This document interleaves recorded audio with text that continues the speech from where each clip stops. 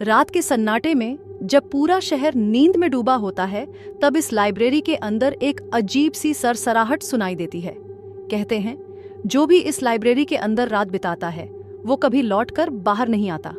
लेकिन ऐसा क्यों? क्या यहाँ कोई भूत है या कोई और गहरी साजिश?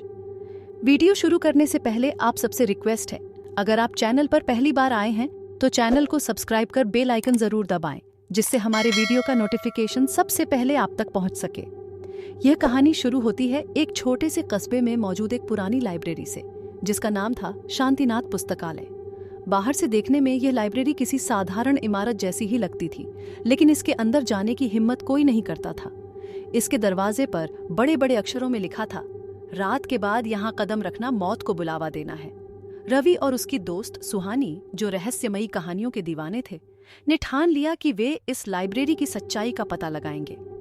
दोनों ने तय किया कि वे एक रात लाइब्रेरी के अंदर रुककर यह जानने की कोशिश करेंगे कि वहां आखिर क्या होता है। रात का समय आया। रवि और सुहानी ने टॉर्च और कैमरा लेकर लाइब्रेरी के अंदर कदम रखा।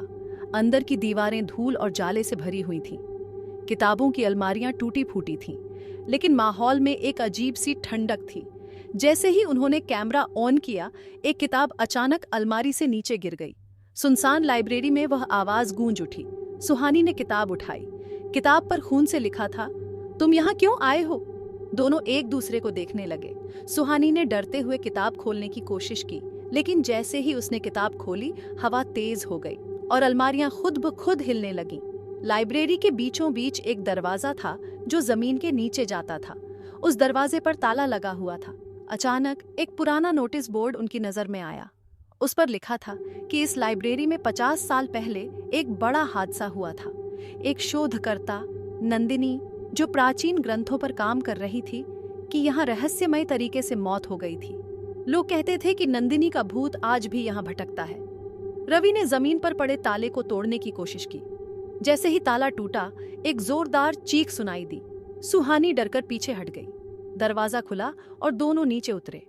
वहां एक गहरा तहखाना था जिसमें प्राचीन किताबों का ढेर लगा था। तभी अचानक दरवाजा अपने आप बंद हो गया। एक छाया उनकी तरफ बढ़ने लगी। नंदिनी की आत्मा लाल आंखों और बिखरे बालों के साथ प्रकट हुई।